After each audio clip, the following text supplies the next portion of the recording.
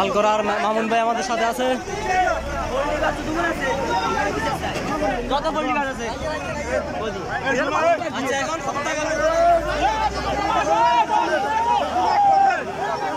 উপরে উঠেন ভাইয়া, উপরে উঠেন, রাতের উদ্দেশ্যে ভাষণ দেন ভাইয়া, উপরে উঠেন।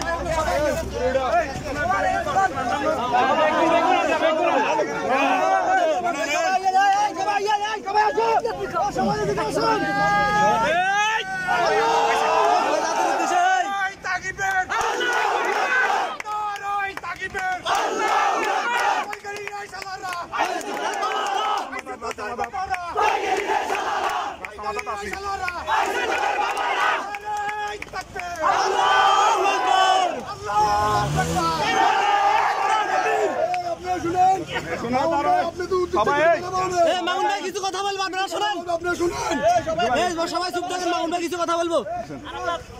প্রথম হলো এই আওয়ামী লীগ সরকার আবার বলবো বিগত দিনে যে কষ্ট দিছে, আমাদের কারণে আমাদের মা বোনরা কষ্ট পাইছে। আপনাদের প্রতি অনুরোধ হইলো কোন মহিলার গায়ে হাত দিতে পারবেন না। সেকেন্ড কথা হইলো যারা আমাদের বাড়িঘর ভেঙেছে, আমাদের ভাইদেরকে কষ্ট দিয়েছে, আমাদেরকে জেল খাটিয়েছে, আমাকে না পাই আমার ফেফে গাছে কামড় দিছে, ছয়মুয়া তুলিয়ে লাইছে, আমাকে না পাই আমার ভাই শরীফ আমার মামলা কাগজ নিয়ে কুমিল্লা যাচ্ছে, তাকে কাগজপত্র নিয়ে এই ফদুয়া রাস্তা মাথায় আমার কাছে নাম গ্রাম সব ঠিকানা ছিল, এখনো আছে। আমরা যারা অন্যায় করেছে, যারা এদেশের সাধারণ মানুষকে কষ্ট দিছে, যারা আওয়ামী লীগ নামধারী চাঁদাবাজি করেছে, যারা সাধারণ মানুষকে ঘুম যাইতে দেয় নাই, তাদেরকে দোকানে বাকি খাই টাকা দেয় নাই, যারা আমাদের নিরীহ রিক্সাওয়ালাদেরকে রিক্সা ভাড়া দেয় নাই, ওই সব বেয়াদব আওয়ামী লীগকে এক সেকেন্ডের জন্য ছাড় দেওয়া হবে না। ছাড় দিবে,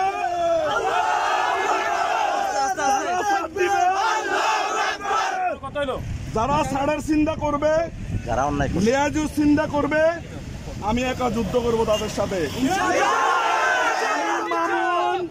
আমি মামুন আমার ১০ কোটি টাকা এখনো ঋণ আছে, অন্যায়ের কাছে মাথা নত করবো না ইনশাআল্লাহ। যারা ইসলামী ছাত্র শিবির করেন, পড়ালেখা ঠিক রেখে ছাত্র শিবির করতে হবে। যারা জামাত ইসলামী করেন, নেতৃবৃন্দুর সাথে কথা বলে সংঘবদ্ধভাবে আন্দোলন করবেন।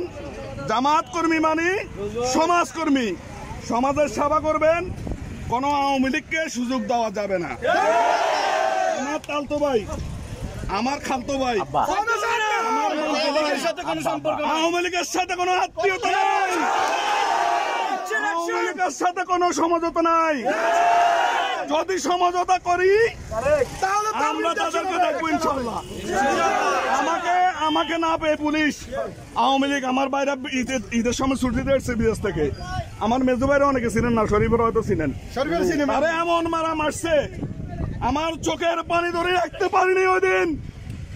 আমার নানু ১৩৫ বছর বয়স, আমার বাড়ি ভাঙতে এসে আমার নানুর চাকু, সুপারি কাটার চাকু ফেলে দিয়েছে পানিতে। আমার ৮০ বছরের বাপের গায়ে হাত দিয়েছে।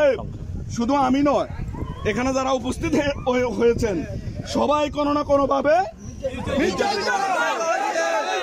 আর একটা বিষয় বলি, যারা ফেসবুকে আওয়ামী লীগের পক্ষে লেগেছে তারাও আওয়ামী লীগের সন্ত্রাসী, তারাও আওয়ামী লীগের সন্ত্রাসী। যারা আওয়ামী লীগের সাথে বসে চা খেয়েছে তারাও আওয়ামী লীগের সন্ত্রাসী।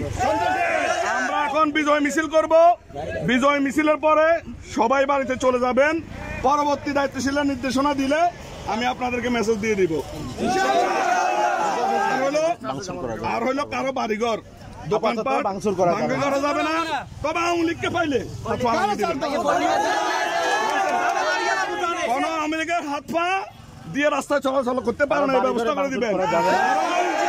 ব্যবসা প্রতিষ্ঠান, কারো মসজিদ, কারো বাড়ি কারো মা বোনের গায়ে হাত দিবেন না। যারা শুধু সেফ সন্ত্রাসী তাদেরকে হাত এবং পা রাখা যাবে না।